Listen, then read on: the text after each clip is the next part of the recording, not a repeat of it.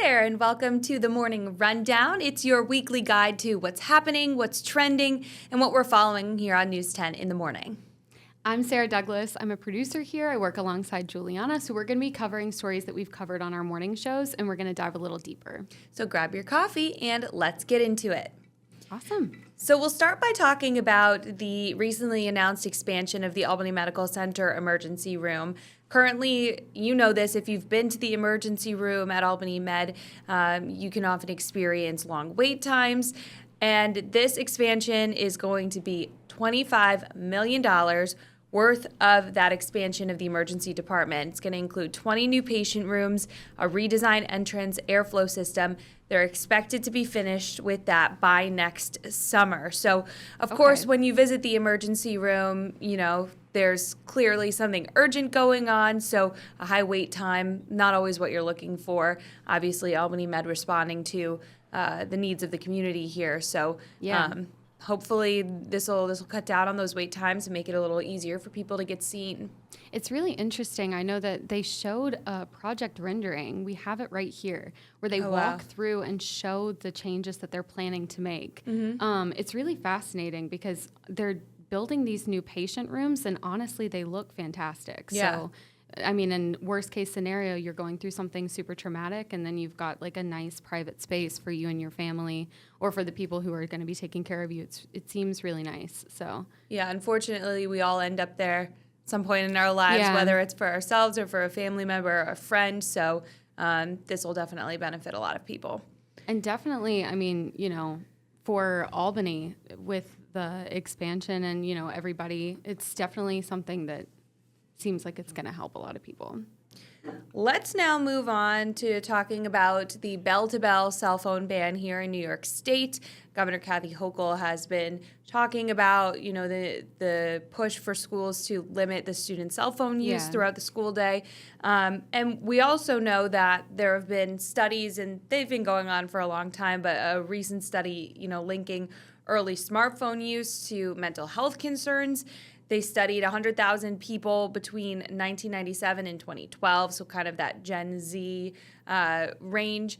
And 12 or younger, those children are considered to be more aggressive. They have trouble regulating their emotions, low self-worth. And we also know that having the exposure to cell phones so young and social media kind of opens kids up to cyberbullying, disrupts their sleep, their relationships with their family. So clearly, the state is responding here to the world that we live in now.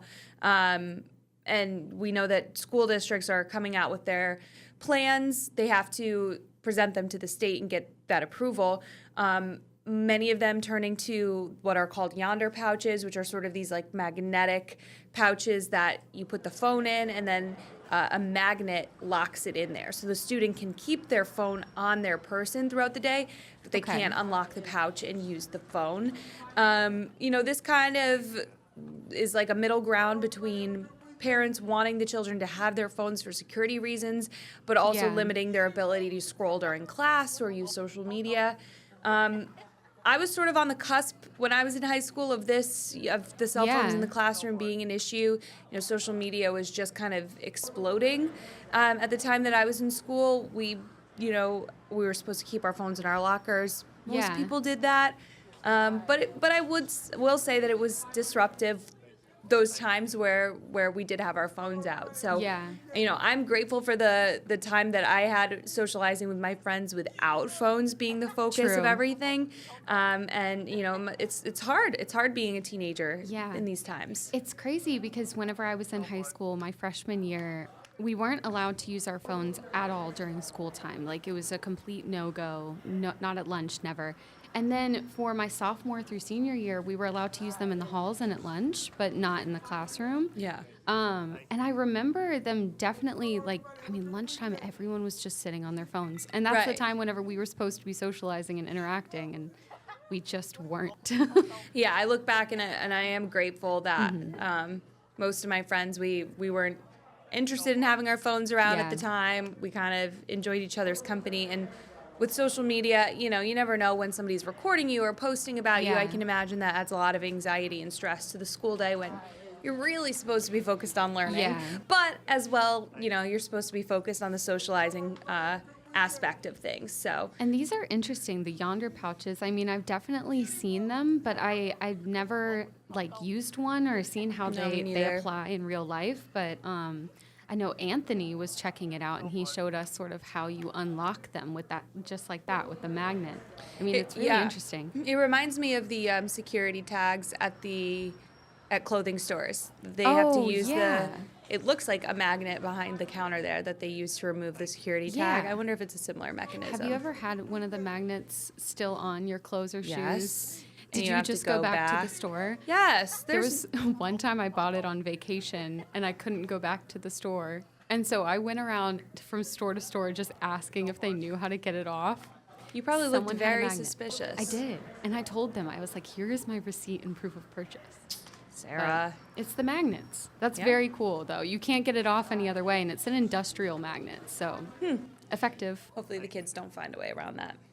Speaking of kids, let's talk about the Huck Finn's Playland Carousel. It's an historic carousel. If you're from the area, you've undoubtedly taken a ride on this before.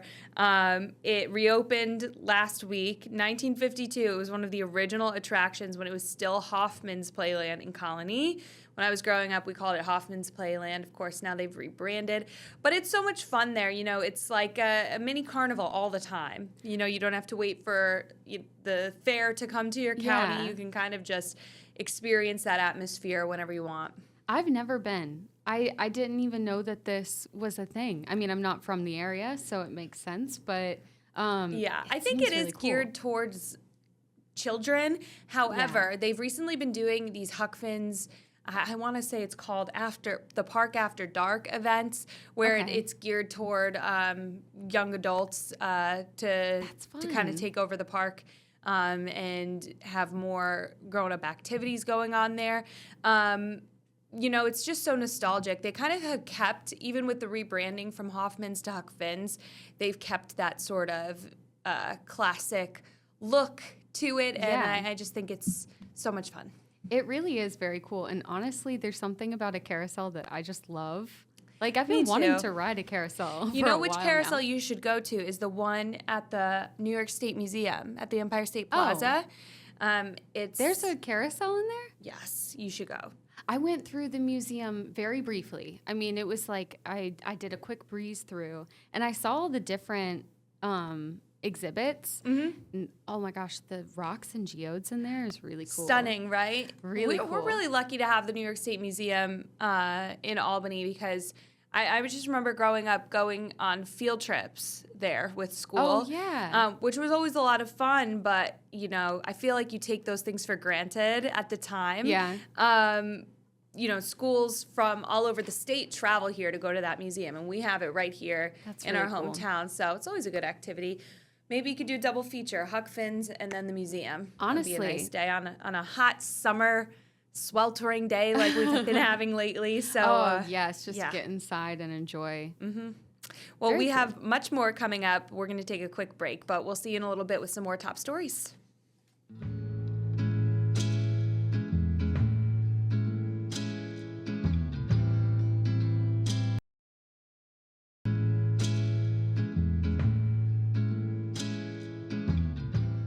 Welcome back. You're here with us for the morning rundown.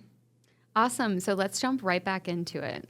We wanted to update you on this case out of Half Moon with a time for pause. It's that doggy daycare and boarding facility. The owner now facing animal cruelty charges after a couple of weeks ago, a dog died in their care. That dog named Gus. You'll likely remember this story. So now they've been working to get the dogs who were in that boarding facility adopted, finding homes for them, and they only have a few of them left. So Titan, Archie, and Mongo are all dogs who need a strong authority figure, no kids in the home.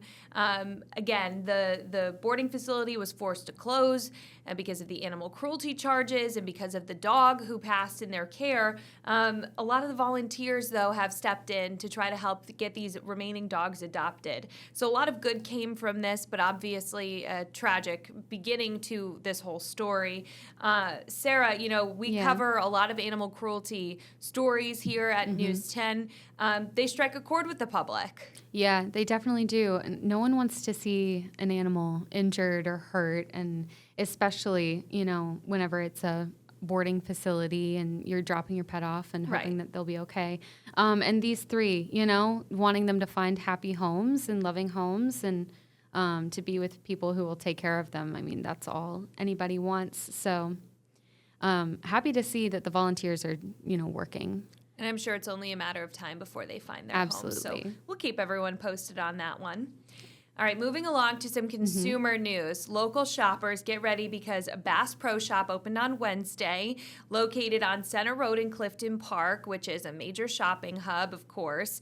The grand opening was Evening of Conservation, so 20% of what was spent was donated to local conservation organizations. Bass Pro Shops is not like a regular store. No, it's like a whole experience. I've never been inside one. I know that some of the products they sell might be compared to an LL Bean. They have camping, fishing supplies, things like that. But it kind of looks like an amusement park. It really does. I mean, like the inside, all of the interior is fully decorated, and they've got all sorts of sort of exhibits and things. I mean, I don't know how else to describe it other than it's just decked out. I personally feel like we've always had good shopping in the Capital Region from the different plazas and shopping centers that we have. But lately, we've been seeing a lot of different stores coming into our area that we've never had before. So Bass Pro Shops, Stuyvesant Plaza getting an influx of new stores. Anthropologie is opening there soon. Oh, really? Yes, and a Free People Movement store, which is Free People's line of athletic wear. So obviously shoppers here are demanding more, and the companies are bringing it to them. Yeah. So we always like to keep people updated on News 10 about the different businesses because you might see more traffic in these areas, but also because we know that we have lots of different consumers out there. And being located so close to the Catskills and Adirondacks, I'm sure that there are a lot of avid campers, hikers in our area that'll benefit from what they sell here at Bass Pro Shops. And this is going to be so nice. I mean, this area has so much to offer whenever it comes to outdoor stuff, like recreation, hiking, camping. I don't think I've ever lived in an area that has more. I mean, you have lakes, mountains, all like completely surrounding the Capital Region. And so to be able to have a shop like this that is so massive. Have you driven by it? Not yet. No, I haven't been up to Clifton Park in It's on my commute. So I've seen it in the process of it being built. I remember driving past it and it was just lights at one point because it was just the structure and the lights building it. I had no clue what it was going to be, and now seeing it fully completed, it's unbelievable. You'll have to stop by on your way home from work one of these days. I will. Let me know. I will. My husband and I, we love hiking and camping. And so... yeah, there's probably something there for you guys. Definitely something, for sure. Okay, so we want to finish on a light note. Yes. Okay. Pumpkin spice. Do you like pumpkin spice, Sarah? I love pumpkin spice, but I also really love the apple flavors. I do too. I love all fall flavors. I'm so excited, though. It's been so hot lately. Yeah. The news of pumpkin spice returning early is kind of welcome news for me. I don't want summer to end, but at the same time, there are so many parts of fall that I love. So Starbucks is bringing back the pumpkin cream cold brew, the iced pumpkin cream chai, pecan crunch oat milk latte. So it doesn't mention here the apple crisp. Yeah, I love that one. I don't know if they're bringing it back. Maybe that one's not coming until later. Maybe it's just the pumpkin spice and these other flavors that come back sooner. Either way, I'm a big pumpkin person too. I know it's divisive. I think that not only does the culture of pumpkin spice lattes maybe irritate some people because of the obsession and the push for it to come back sooner and sooner, but I also think it's like not a flavor that is as widely loved as maybe vanilla or mocha or caramel.